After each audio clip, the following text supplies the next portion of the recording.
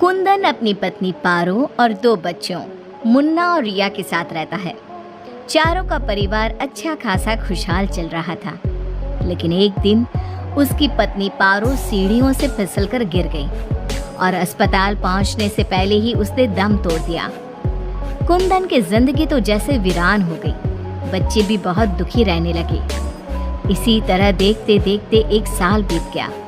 एक दिन कुंदन का मित्र उनसे मिलने आया। अरे कुंदन, तुम इन बच्चों के लिए दूसरी शादी कर लो, कम से कम बच्चों की ठीक से परवरिश तो हो जाएगी। मित्र के बार बार समझाने पर कुंदन तैयार हो जाता है। नई माँ रूपा शुरू में बच्चों और कुंदन का बहुत ख्याल रखती है, पर 6-7 महीने बाद ही वो कुंदन के जाने के बाद आराम से सो जाती। और जब मुन्ना और रिया स्कूल से आते तो, ए रिया, जल्दी से पूरे घर की सफाई कर और बर्तन धो दे, तभी खाना मिलेगा। और मुन्ना, जाकर छत की धुलाई कर। वो बच्चों से ही घर का सारा काम करवाती है। उन्हें खाना भी ठीक से नहीं देती। खुद के लिए और कुंदन के लिए वो बढ़िया बढ़िया पकवान बनाती। जब रात को कुंदन काम से वापस आता तो, अरे बच्चों ने खाना खा लिया? उनको तो मैंने कब का खिला पिलाकर सोने भेज दिया है। कितना ख्याल रखती है ये बच्चों का। एक दिन जब रूपा सो रही थी, मुन्ना देखता है कि रसोई की अलमारी में मिठाई रखी है, लेकिन वो वहां तक पहुंच नहीं पाता। तो वो अपनी बहन को बुलाकर लाता है। मैं घोड़ा बन जाता हूँ, तुम मेरे ऊपर चढ़कर वो मिठाई उतार दो। उन्होंने मिठाई उतारी और खा ली। अचानक मिठाई का डिब्बा रिया के हाथ से नीचे गिर जाता है और बिखर जाता है। आवाज सुनकर रूपा भागते हुए आती है। उसने आओ देखा न ताव और दोनों की खूब पिटाई कर दी। जब देखो तब भूखे ही रहते हैं ये बच्चे, न जाने इनका पेट है कि कुआं। बच्चे खूब देर तक रोते रहते हैं, लेकिन फिर आपस में ही बातें और मजाक करके एक दूसरे का मन बहलाने लगते हैं। रिया, जब मैं बड़ा हो जाऊंगा ना तो एक मिठाई की दुकान खोल लूंगा। पहले हम लोग खूब सारी मिठाइयाँ खाएंगे और फिर बेचेंगे। मुन्ना, मेरी तो शादी हो जाएगी, तुम अकेले ही सारी मिठाइयाँ खाओगे ना? अरे हाँ रे, तब तक तो मेरी भी शादी हो जाएगी। कुंदन जब घर आता है तब उसकी माँ बच्चों की खूब शिकायत करती है। अरे बच्चों, तुम्हारी माँ तुम्हारा कितना ध्यान रखती है, आखिर क्या कमी है तुम दोनों को? पिताजी, उनकी बात पूरी भी नहीं हो पाती कि हाँ हाँ कह दो कि मैं तुम्हें खाना नहीं देती, सारे दिन घर के काम करवाती हूँ, कह दो ना। मुन्ना चुपचाप खड़ा रहता है।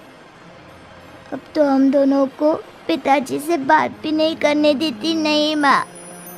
मुन्ना और रिया बहुत दुखी होते हैं। रात को इन बच्चों ने नाक में दम कर दिया है, तुम इन्हें लेकर जाओ और कहीं जंगल में छोड़कर आओ। अरे ये क्या कर रही हो तुम? ये दोनों मेरे जिगर के टुकड़े हैं, इनके बिना मैं कैसे रहूंगा? कुंदन को बार बार समझाने पर भी जब वो नहीं मानता, तब उसे एक उपाय सूझता है। कुछ दिनों तक वो बच्चों के साथ खूब अच्छे व्यवहार का नाटक करती है। बच्चे खूब खुश रहते हैं। एक दिन, सुनो, जल्दी से नाश्ता लगाओ, मुझे 2 दिन के लिए शहर जाना है। रूपा बहुत खुश होती है। वो सोचती है कि ये तो बच्चों को जंगल में छोड़कर आने से रहा, मैं ही इन्हें छोड़ आती हूँ कुंदन के जाने के बाद। बच्चे चलो, आज हम तुम्हारी नानी के घर चलते हैं। बहुत देर तक चलते चलते जब वो सब घने जंगल में पहुंच जाते हैं तब, माँ, इधर का नानी का घर है, लगता है हम रास्ता भूल गए हैं। अच्छा, तुम लोग यहीं रुको, मैं रास्ता पूछकर थोड़ी देर में आती हूँ। हाँ, ये कहकर रूपा उन्हें वहीं छोड़कर चली जाती है। बहुत देर हो जाती है और रूपा वापस नहीं आती तो, माँ कब आएगी भैया? इस तरह सुबह से शाम हो जाती है। जहाँ एक तरफ बच्चे जंगल में अपनी माँ का इंतजार कर रहे होते हैं, वहीं दूसरी तरफ रूपा घर में आराम से बैठी थी। इसी तरह 2 दिन बीत जाते हैं और 2 दिन बाद कुंदन जब घर वापस आता है तो, बच्चे कहाँ हैं? मैं उन्हें जंगल में छोड़ आई। ये तुमने क्या किया रूपा? बच्चे बेचारे जंगल में अकेले कहाँ भटक रहे होंगे, क्या किया तुमने ये? देखो, अगर तुम्हें अपने बच्चों की इतनी ही चिंता है ना, तो जाओ तुम और उन्हें ढूंढते रहो। कुंदन बच्चों को ढूंढने की बहुत कोशिश करता है, पर बच्चों का कुछ भी पता नहीं चलता। कुंदन बहुत दुखी होता है। अब वो हर रोज काम पर जाने के बहाने जंगल में बच्चों को ढूंढता हुआ भटकता रहता है। रूपा के जाने के बाद बच्चे रोते रोते आगे बढ़ने लगते हैं। माँ बड़ी चालाकी से हमें जंगल में छोड़कर चली गई। अब हमें रहने के लिए कोई ठिकाना ढूंढना ही होगा। अब तो अंधेरा भी घिर रहा है। आगे जाते ही उनको एक झोपड़ी दिखती है। बच्चों को थोड़ी आशा बनती है। दोनों भागते भागते वहां पहुंचते हैं और झांक कर अंदर देखते हैं तो एक बुढ़िया चरखी पर सूत काट रही थी। उसके शरीर पर सफेद वस्त्र थे। अंदर का माहौल बड़ा डरावना लगता है, पर बच्चों को तो कोई आसरा चाहिए था। वो दोनों दरवाजा खटखटाने लगते हैं।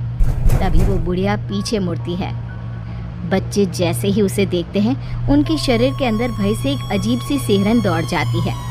माथे पर बड़ी सी लाल बिंदी, आंखें सुर्ख लाल और बाल भी अस्त व्यस्त। जैसे ही उसकी नज़र मुन्ना और रिया पर पड़ती है, उसके चेहरे की रौनक बढ़ जाती है।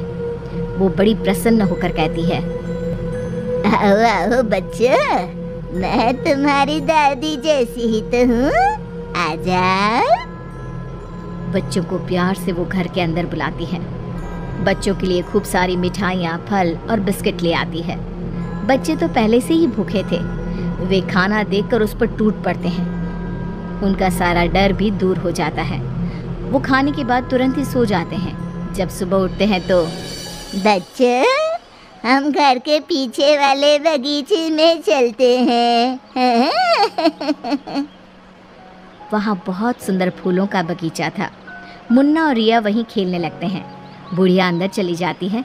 तब तक मुन्ना की नज़र एक गिलहरी पर पड़ती है जो एक कोने में दुबकी हुई थी। मुन्ना उसे प्यार से अपने हाथ में उठा लेता है। तभी गिलहरी इंसानों की आवाज़ में बोलती है, बच्चों, तुम लोग यहाँ से भाग जाओ। ये बुढ़िया एक खतरनाक चुड़ैल है। तुम्हें खिला पिला कर पहले मोटा करेगी, फिर पिंजरे में डाल देगी। सभी बच्चों को ये जादुई छड़ी से पशु पक्षी बनाकर बगीचे में रख देती है। एक एक करके अपनी जादू की छड़ी से सबको बेहोश कर देती है और कढ़ाई में तेल गरम करके पकोड़े बनाकर खा जाती है। इसके पास एक आदमकद का पिंजरा है। ये खुद उसकी सफाई करती है। ये कहकर गिलहरी जमीन पर कूद जाती है। जब दोनों घर में जाते हैं तो देखते हैं कि बुढ़िया पिंजरे की सफाई कर रही थी और उसके मुंह पर खून लगा था। बच्चों को देखते ही अपना मुंह पोंछने लगती है वो। रिया चारों तरफ जादू की छड़ी ढूंढने के लिए नजर दौड़ाने लगती है।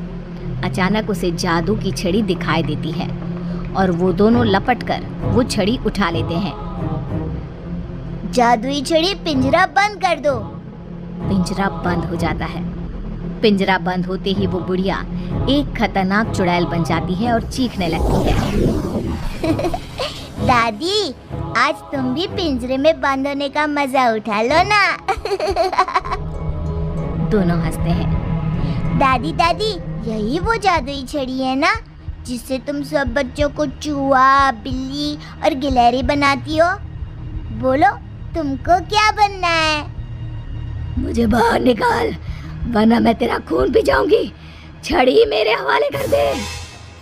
दादी, पिंजरे में कुछ खाने को दो। ये लो, तब तक आम की गुठलियां चूसो। इनमें अभी भी बहुत रस बचा है। दोनों आम की ढेर सारी गुठलियां पिंजरे में फेंक देते हैं। एक बार मैं बाहर आ जाऊं ना, तुम दोनों के पकोड़े बनाकर चबा जाऊंगी। जे काली कलकत्ते वाली, तेरा वचन न जाए खाली। जादुई छड़ी, इस चुड़ैल को मछली बना दो। जादुई छड़ी, एक बड़े से कढ़ाई में तेल गरम कर दो। जादुई छड़ी चुड़ैल को मछली बना देती है। दोनों उसे उठाकर एक बाल्टी में डाल देते हैं। कढ़ाई में तेल गरम हो रहा होता है। मुन्ना और रिया दौड़कर बगीचे में जाते हैं। वहाँ बहुत सारे जानवर और पक्षी होते हैं। जादुई छड़ी, इन सारे लोगों को इनके असली रूप में बदल दो। तभी सारे जानवर और पक्षी बच्चों में बदल जाते हैं। सब कमरे में आ जाते हैं। हमें इस चुड़ैल ने बहुत तड़पाया है, चलो आज इसको मजा चखाते हैं। जादुई छड़ी, इस चुड़ैल को पिंजरे में डालकर फिर चुड़ैल बना दो। पिंजरे में कैद होकर चुड़ैल फिर चिल्लाने लगती है, ये सारे के सारे शैतान कैसे यहाँ आ गए? जैसे तुम पिंजरे में बंद हो गई वैसे ही हम सब भी यहाँ आ गए। सभी बच्चों ने पिंजरे में ठंडा ठंडा पानी फेंकना शुरू कर दिया।